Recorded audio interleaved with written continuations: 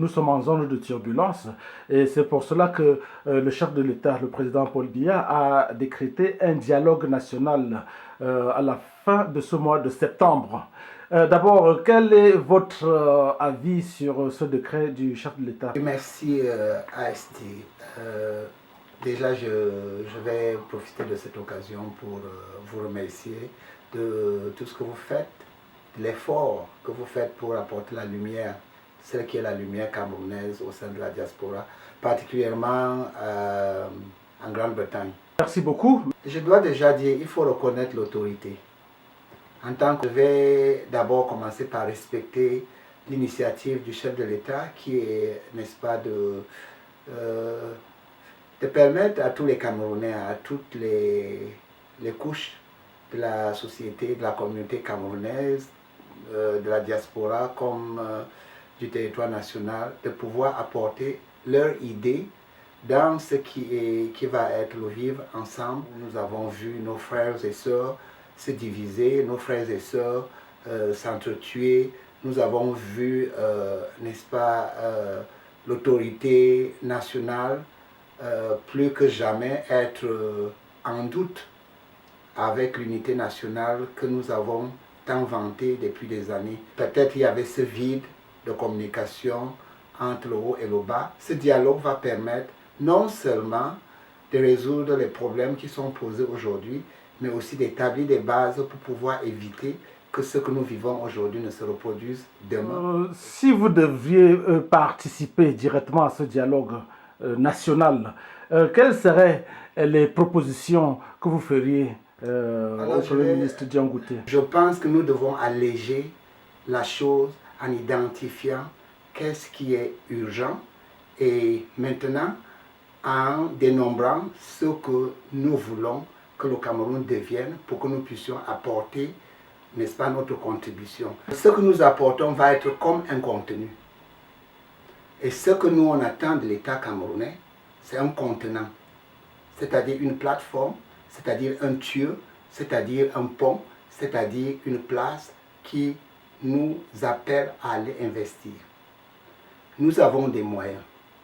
Nous avons des moyens intellectuels, nous avons des idées. Le dialogue, c'est aussi surtout consécutif à la guerre au nord-ouest et au sud-ouest. Quelles sont les solutions idoines que vous pouvez proposer pour qu'on puisse connaître un dénouement heureux?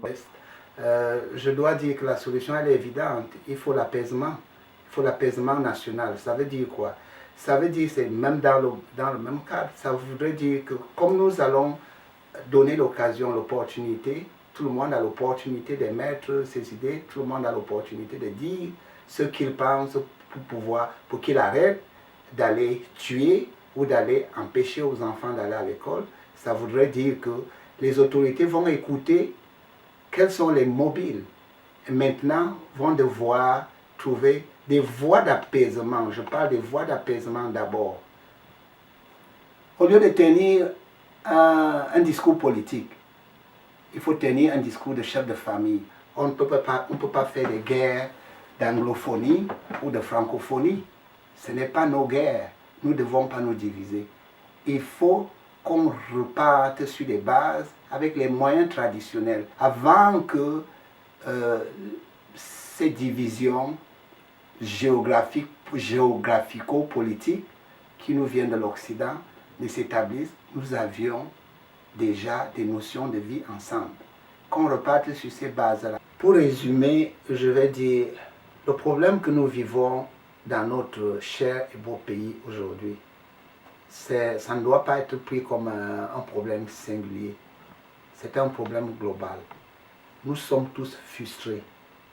Nous sommes tous frustrés. Même dans le village du président, les gens sont frustrés. Je suis de la famille du président parce que je suis un Yézoum. Je suis frustré parce que j'ai des choses à faire, j'ai des choses à fournir, je suis frustré. Mais cette frustration dit que nous avons enfin l'opportunité de pouvoir dire ce que nous avons sous le cœur. Parce qu'on retrouve les mêmes problèmes dans toutes les régions. Ce qui se passe à Bamenda, à Boya, peut se produire à Nangaïboko, peut se produire à Bolova, peut se produire partout. Mais les souches ne sont pas les mêmes. Donc, il faut savoir, il y a des gens qui parlent de pauvreté, il y a des jeunes qui sont frustrés parce qu'ils ont des diplômes, ils n'arrivent pas à avoir un boulot, il y a la corruption dans les administrations qui frustre tout le monde. Je pense qu'on ne doit pas continuer à critiquer le président. Nous avons l'occasion de dire concrètement comment nous pouvons faire pour que les choses changent. Nous thank His Excellency Paul Biya very much for convening a Grand National Dialogue. The Cameroon City Advice Bureau actually thinks this is a one-time opportunity, a lifetime indeed opportunity for Cameroonians, and we urge all Cameroonians to rally behind this Grand Dialogue exercise, most especially our brothers and sisters in the Northwest and Southwest regions. We think that this is an opportunity for us to solve our problems, come together, compromise, and move our nation forward. It is only by doing this that we can get a Cameroon that we desire, and as such, we will have a peaceful, secured, prosperous, and emergent Cameroon. Thank you very much for this opportunity.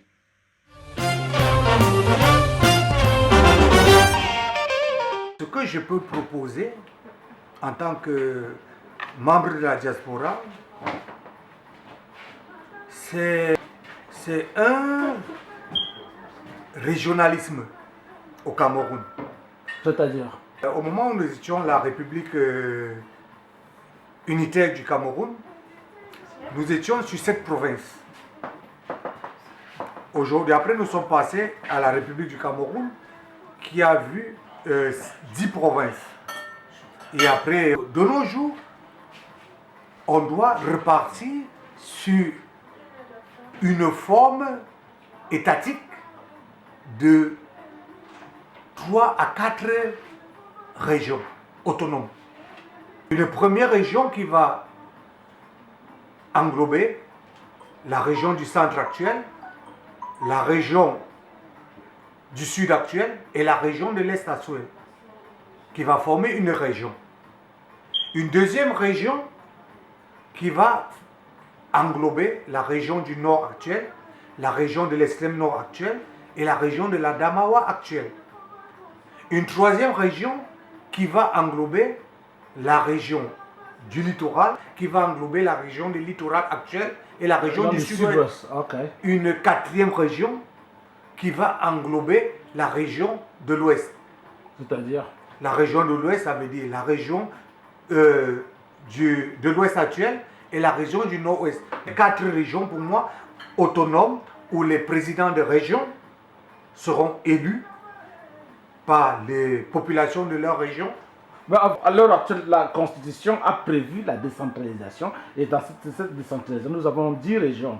Je reste dans la décentralisation actuelle, mais je constate que la forme de décentralisation actuelle n'est pas effective.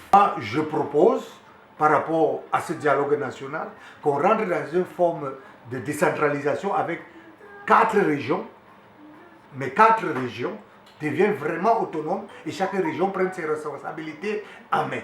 Et le gouvernement central, il est là en termes d'encadrement pour faire évoluer les efforts de chaque région.